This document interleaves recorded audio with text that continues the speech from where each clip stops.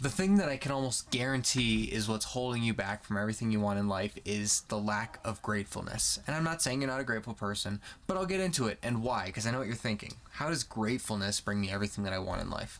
So, first and foremost, I feel like I should explain what exactly gratefulness is. I think we have a general idea, but essentially, very quickly, it's just the act of recognizing and appreciating the things that we have in our life that we might not have had if we were someone else or in a more difficult position. For example, there are homeless people. Be grateful that you have a house, essentially, is the idea.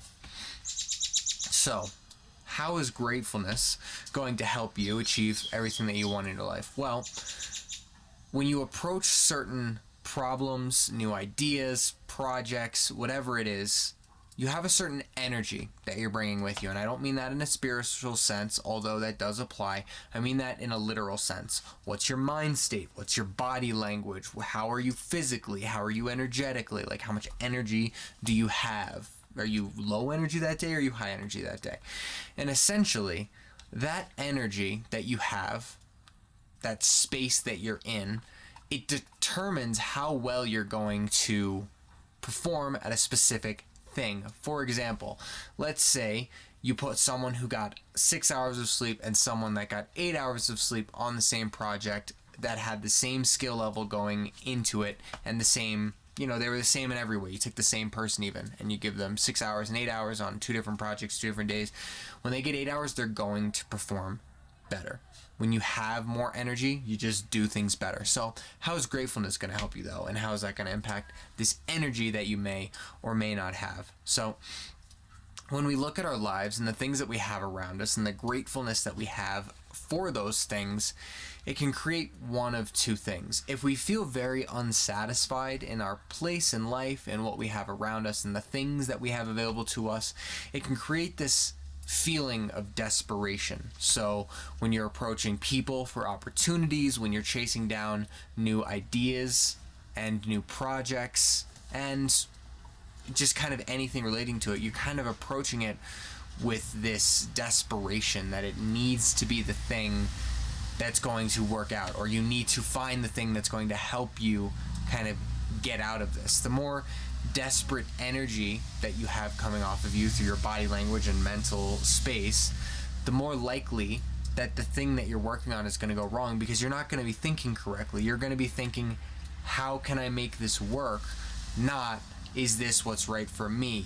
And I know it seems like that mentality of how can I make this work would be good, but it's really not, because your brain is going to miss things that could have made it better. Your brain is not going to be fully clear and unattached to the problem. It needs the problem to work out, so it's going to try to throw anything that it has to fix the problem. And I'm going to give you an example that's not so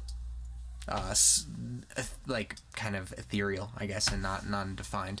So let's say you have a house and you have a place to eat, or you have food, you have warmth and everything, but you just lost your job. You do have savings and you got a little bit of time to find a new job. Now, as you're going out there, if you're going out there being grateful for the things that you have, kind of just knowing that you're going to get a job and that you're going to keep the things that you have, and just trying to keep that positive mental space and trying to keep grateful for all the things that you have around you, you're going to approach it from a way that where you're calm and collected, and you're just going to be grateful for the opportunities that come, and you're going to take the one that works best for you. Someone who's in the opposite position, they're going to take the first thing they can get. And that's not grateful and wants to, move forward and not appreciate the things they have around them. They might be quicker to jump forward and try to grab any opportunity, maybe grabbing the wrong opportunity, or maybe coming out at too much with this desperate energy and kind of pushing the opportunity away. The hiring manager, for example, seeing that you want the job so bad and kind of catching them off guard and them not really wanting it, and finding someone who's more calm, cool, and collected.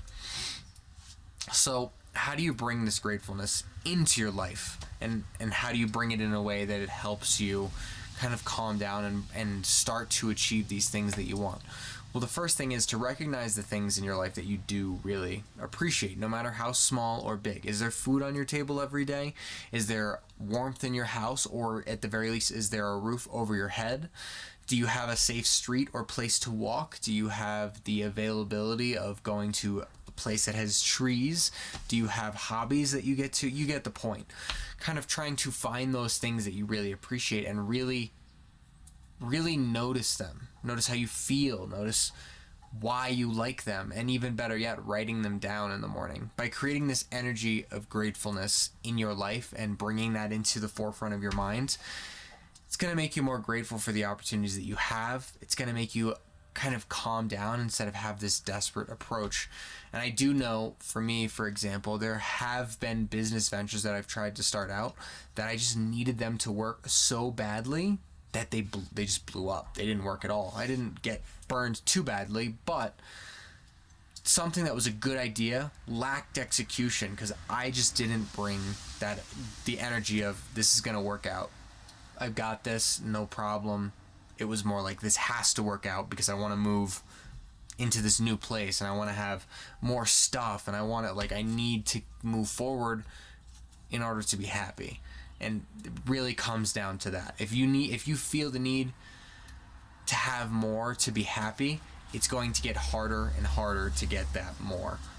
Or the opposite will be true, which will be worse, is you will get more and more, and it still won't make you happy. If you can't be grateful and happy for what you have now, you're not going to be grateful and happy for what you have a year from now, a month from now, 10 years from now, depending on what you're building, or once everything works out. So, last point on this is your goals won't feel like goals if you're not grateful for them when they're completed. And the only way you're going to be grateful for them when they're completed is if you're grateful for what you have now. If you continue down that cycle of moving the goalposts, you're never going to be happy with what you have. You're never going to be happy with your achievements, and you're never going to be happy just in life. So take the time, be grateful, and enjoy the things that you have, and I can promise you the metaphorical ball will bounce in your favor more often. All right, you beautiful people.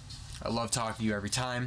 Right up here is a video that YouTube knows is perfect for you. Otherwise, if you want to see other tips, tricks, and Peru hacks that I have in the future, right here. It's a little, right here. It's a little subscribe button. Click that, and we can stay in contact, and I'll see you soon.